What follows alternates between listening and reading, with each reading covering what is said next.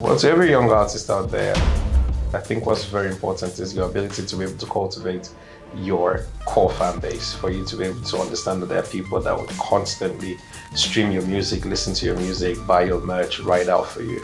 Once you're able to do that and cultivate that unique listening base, I think from there you can take on the world and do every other big thing that you want to do.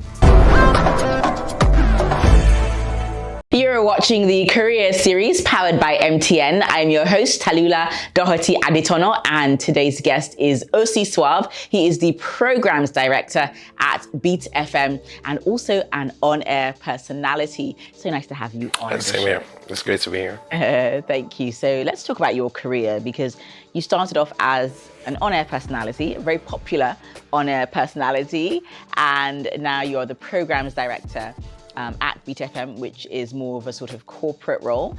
So I want to talk about that transition from being an on-air personality to being programs director, and also the different roles that are available sort of in radio and in the media, because everyone just thinks of being, you know, on-air talent on the radio or in front of the camera, and sometimes there's not this realization that there's so many other roles that go into, you know, media and media production. Well, professionally, I've been on radio for like 13, 14 years. And yeah, I just got into the role last year, so I'm still on air too as well. But you know, it's managing people and the day-to-day output of how the station sounds, programming content and coming up with ideas and doing all the stuff as regards station branding, how we're perceived by the audience, and marketing, sales. So it's almost like you wear every hat. But I keep saying that the best managers are the people that actually understand the job, the people who have, been on-air personalities, and people who are a people person, So at the end of the day, though, it's more or less like, I've been at the station for, that long time. So it was almost like a seamless transition, leading the team and, being in charge of the day-to-day, activities as regards, how the station is run, how the sound is being crafted, and, all the other, ideas that were put out too as well. So, yeah. Oh, that's fantastic. So let's talk about music, because you obviously know a lot about the industry. Yeah. And what it takes to make it in the industry, because a lot of people who are aspiring musicians, they've amassed a following on social media, and there is this notion that you have to be signed in order to really go big and get the distribution and the visibility. But we've seen some independent artists who've chosen to go out on their own, and they're also doing well. So what is more important? Is it being signed? Can one be independent and still go global? And how important is social media to sort of amplifying one's career and one's music?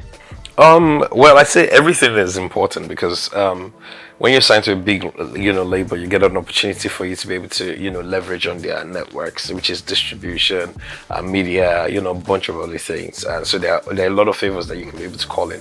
But, being an indie artist too as well, what that does for you is that you have all your money, meaning when you eventually blow up, you have the opportunity of keeping all your money. But at the same time, when you look at indie artists, they will still have to sign to a distro that would help, distribute the music. But with the creative process, they are fully in charge of the creative process. So I'd say whatever situation you find yourself works for you is how you find a way to make sure that, okay, whatever deal you're signing, you understand it. You get what I'm saying? If it's going to be a 360, if it's not going to be a 360 deal, and how it works for you. So how you can be able to make money off your art, how you can be able to make money from streams, how you can be able to make money, being on the road. Well, social media is great, because right now, back when we used to grow up, we used to wait for rollouts and go to the record store to buy, records right now. So now we have and the only information we had about the artist was the leaflet in the album, and where you could read and they'll say their thank yous and all of that. But right now with social media, you have an opportunity to see what your artist is doing, day to day,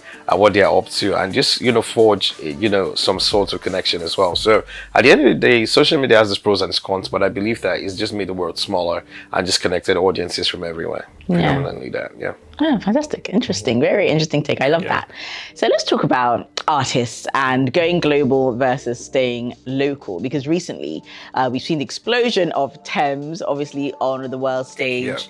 Burna Boy as well has, really sort of amplified, should I say, Afrobeats to the world. But there are some artists who choose not to, maybe not choose not to, but they're mainly known at home and not so much globally. So which do you think is more important? And in terms of the eyes of the world, being on Africa and being on Afrobeats, what benefits does that have for other creatives within Africa? Well, being international does a whole lot. It gives you a springboard and opens you again to new markets and new audiences. There was a prison group from, I think it was Malawi, that got a Grammy nomination, and everybody started searching for the album. And what caught people was the fact that was a group that was in prison. They made an album from prison. I think it was a Zumba prison project or something. And people started changing from the music. So that's what international exposure does. It opens you to new markets. But at the end of the day, I think artists need to also deepen their roots, where they're coming from. So if you are known, back at home, and people respect you, and people check for your music as well, so that's great. But internationally too as well, like I said, it opens you to new market, gives you an opportunity to be able to earn more money, and at the same time for you to be able to get that global exposure too as well. Just change your mindsets, and just opens you to new experiences too as well. So, but at the same time, I think with Afrobeats and what's going on right now, how global it's been, I think we should also be wary, because when you study music trends, is something that's happened before, especially with dancehall, where we had the likes of Shaggy, Sean Paul, Wayne Wonder, and they were huge in America and in different parts of the world. Kevin Little, I could keep going on, and after a while, it seems like the whole world moved away from them and went back to the traditional R&B and pop and everything. But back home, they still kept their traditional, homegrown audience and everything. So at the end of the day, I feel like artists should be able to find strike a balance, keep the audiences back home, and at the same time still appeal to the international markets as well. Fantastic. I love that. And so on to the other question, which was the impact that recognition has had on other African creatives, not just musicians, but it could be writers, it could be dancers. What impact do you think that global recognition is going to have on, other creatives? Well, it gives them an opportunity for them to be able to dream and know that, okay, yes, with my talent, I can be able to push my talent, beyond borders. But at the end of the day, though, I also want to, I tend to look at life as, from the perspective of, what's your measure of success? How do you measure success? You understand? So, if you're talented, be it the fact that you're local or an international star. It doesn't matter, on what market that you're blowing up and everything. So people also need to understand that. We shouldn't use global recognition as like a pinnacle for saying, okay, if you're not recognized globally, it doesn't mean that you're not talented too as well. So, but at the end of the day, I think what it does for creatives back home is that it gives them, springboard, and also gives them that push that they need to say that, okay, yes, I can be able to make my art, I can be able to be creative, and I'm sure that, if I keep pushing at this, I'll be able to get I'll be able to appeal to a larger audience and be recognized by a larger market too as well. So yeah. Oh, I love that. It's got to be balanced, from what you're saying. Really, really interesting. So let's talk about sustainability and longevity, because like you said, you've been an on-air personality for 13 plus years, which is a while. So what attributes do you think that you have that have allowed you to sort of stay the course? And for others who are, looking to get into the industry, what do you think they need to do, the character traits, and also just the attributes they need to be successful long term? Well, I think discipline and hard work trumps whatever talent that you have. If you're talented but you don't have the discipline to go with the talent, then I say the talent is wasted. So creatives must always learn that discipline and hard work is actually putting in the work to constantly just make your talent visible and seen. Then you need to constantly just reinvent yourself and just be on top of everything that's going on. Okay, I think this is where the industry is moving to. You need to be able to align and move in that way with the industry too as well. Besides that, though, like I said, you need to be talented first. Then also you need discipline and hard work to be able to sustain that talent too as well. So yeah. Fantastic, thank you. Okay, Osi, I want to talk about hustle culture as it relates to the entertainment industry because, you know, there's a huge notion recently that hustle culture is toxic in terms of, you know, you work so hard, you're putting yourself out there, you're doing all these different things just to be seen and just be recognized. And that's sort of, there's a backlash against that. So what do you think? Do you think hustle culture is necessary, doing that grind and going the extra mile, especially when you first start out, to get the attention of the relevant people who can push your career? Or do you think it's a no-no and it's become toxic? Well, I believe that people need to be able to recognize opportunities that are not tied to a paycheck and be ready to put in work, because at the end of the day, it's one thing for you to be talented, then also it's another thing for you to be able to prove that talent. You need to be able to put in the work that'll be able to match the talent. So at the end of the day, you know, you can't just work up to somebody and say, oh, hi, I'm a fantastic painter. The first thing the person is going to ask you, have you painted before?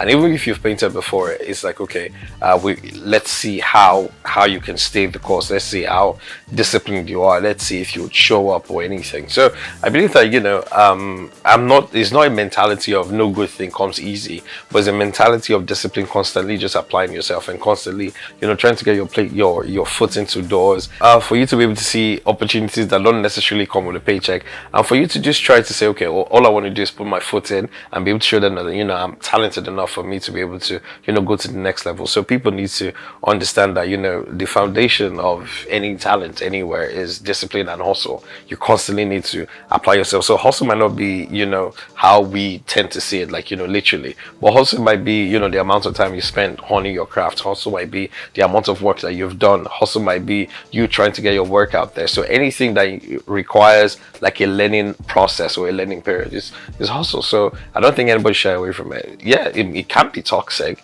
We've had a lot of, you know, people, you know, taking advantage of people, as do any other form of endeavor too as well. But at the end of the day, I believe that, you know, it has a lot of relevance and importance towards, you know, building the average creative. Fantastic, really interesting. And I agree with you, actually. I think hustle is important when you first start out, and even just for longevity, it's got to be a balance though. Sure. Yeah, fantastic. Sure. All right, Osi, thank you so much for making time to chat with us on the Career Series powered by MTN. I feel like you've dropped so many gems, especially relating to the music industry. And I know that there's a lot of aspiring musicians out there who are going to watch this and who are going to be, you know, motivated to do more. Okay. Thank you. Yeah.